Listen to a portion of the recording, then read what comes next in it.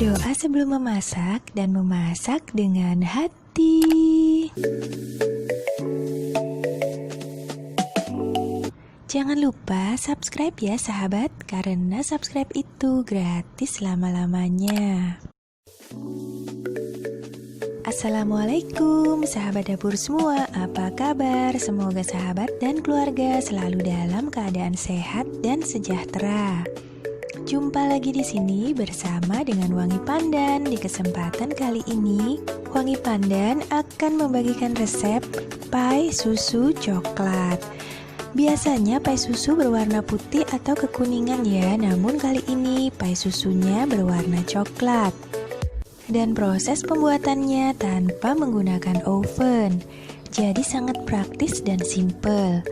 Bahan-bahannya adalah: siapkan 12 sendok makan tepung terigu protein sedang, atau tepung terigu serbaguna juga bisa ya, atau sekitar 120 gram. Kemudian 4 sendok makan mentega atau sekitar 75 gram, 1,5 sendok makan gula halus, 1 sendok makan coklat bubuk, 1 kuning telur, setengah sendok teh vanili, bisa menggunakan yang bubuk atau yang cair, dan 1 sendok makan air es. Ini adalah untuk bahan bagian kulitnya. Sedangkan untuk bagian isiannya, siapkan 1 sendok makan tepung maizena, 1 sendok makan coklat bubuk, 10 sendok makan susu kental manis atau bisa ditambahkan jika suka lebih manis, 1 butir telur, 3 sendok makan air panas yang mendidih ya sahabat.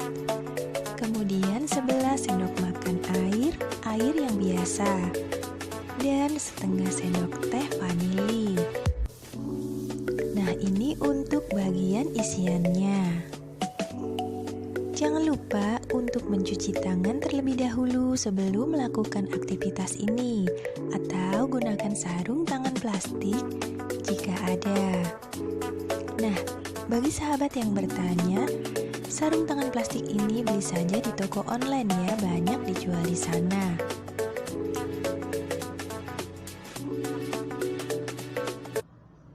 Cara membuatnya. Langkah pertama, siapkan bagian isiannya terlebih dahulu. Campurkan coklat bubuk dengan air panas yang mendidih.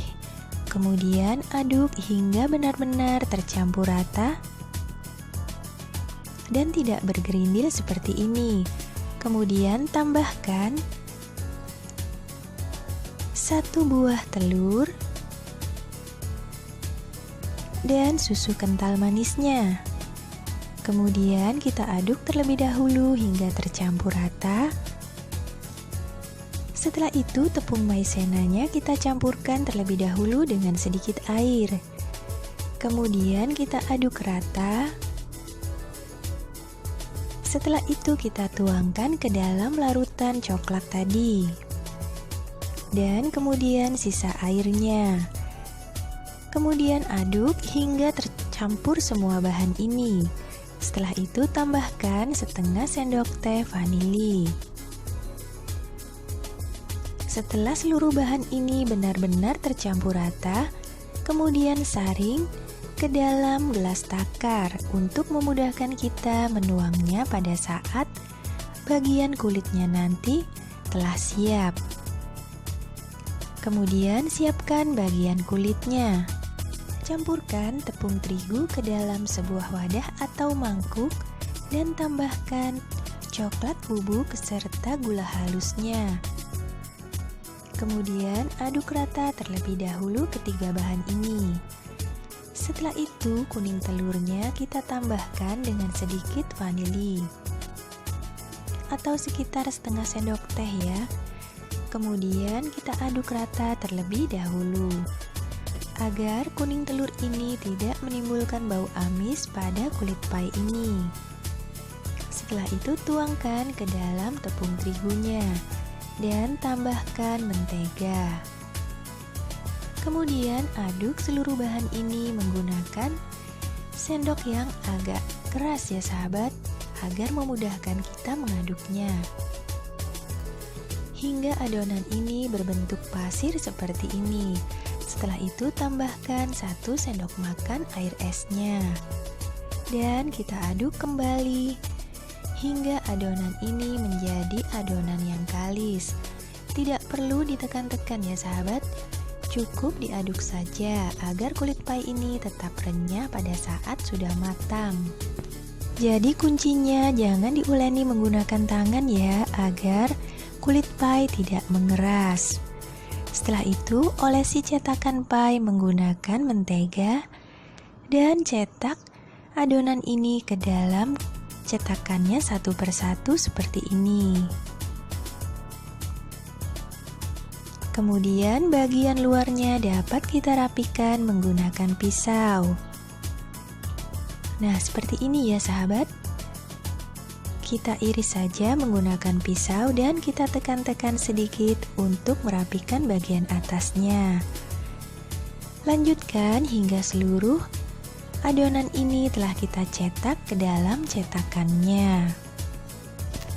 Nah, bagi sahabat yang belum subscribe channel ini, selamat datang ya, dan jangan lupa untuk mensubscribe channel ini untuk membantu Wangi Pandan membangun channel ini, karena subscribe itu gratis selama-lamanya.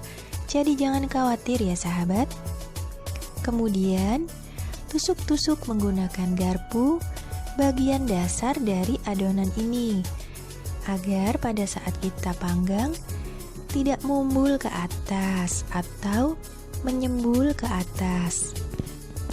Nah, seperti ini ya sahabat. Kemudian untuk memanggangnya, karena kita tidak menggunakan oven, kita menggunakan teflon saja.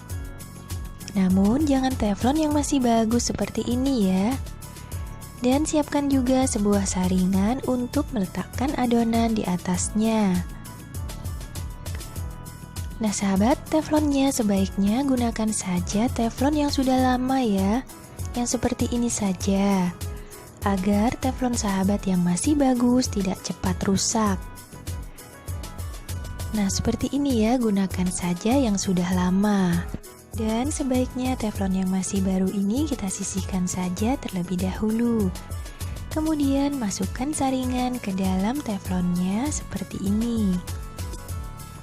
Hal ini untuk mencegah cetakannya langsung mengenai api kompor. Kemudian gunakan juga penutupnya. Setelah itu kita panaskan di dalam atau di atas api kompor selama kurang lebih 1 menit saja. Setelah 1 menit, masukkan cetakan atau adonannya ke dalam teflon ini. Dan hati-hati ya sahabat, tutupnya ini sangat panas. Kemudian tata cetakannya di atas saringan seperti ini. Dan jika tidak cukup, dapat diulangi untuk yang berikutnya. Kemudian tutup dan gunakan api kecil saja. Nah sahabat, tips dari Wangi Pandan, gunakan api yang sangat kecil saja, jangan menggunakan api terlalu besar, agar adonan ini tidak mudah hangus bagian bawahnya. Kemudian panggang selama kurang lebih 10-15 menit. Biasanya setelah 5 menit akan tampak titik-titik uap di atas tutupnya seperti ini. Sahabat dapat membukanya dan mengelap atau membersihkan titik-titiknya ini menggunakan serbet. Dan kemudian tutup kembali. Setelah 10 menit tampilannya akan seperti ini. Bagian kulitnya sudah mulai agak mengembang. Nah, setelah 15 menit seperti ini ya. Tidak mumbul ke atas karena telah kita tusuk-tusuk menggunakan garpu. Kemudian bagian isiannya kita aduk terlebih dahulu Lalu kita tuang satu persatu ke dalam cetakannya. Setelah itu tutup kembali dan panggang selama kurang lebih 30 menit. Tetap gunakan api kecil saja ya sahabat. Nah, setelah 30 menit akan terlihat seperti ini. Terdapat titik-titik uap air di dalam bagian dalam dari penutupnya. Kemudian dapat kita cek dengan menggunakan jari. Jika permukaannya tidak melekat di tangan seperti ini, tandanya adonan telah matang dan siap untuk ditiriskan. Kemudian tiriskan adonan dan biarkan hingga dingin terlebih dahulu. Lalu kita lepaskan dari cetakannya dan dapat dihias sesuai dengan selera sahabat. Nah sahabat, terima kasih banyak telah menyaksikan video ini. Semoga resep ini bermanfaat dan sampai jumpa.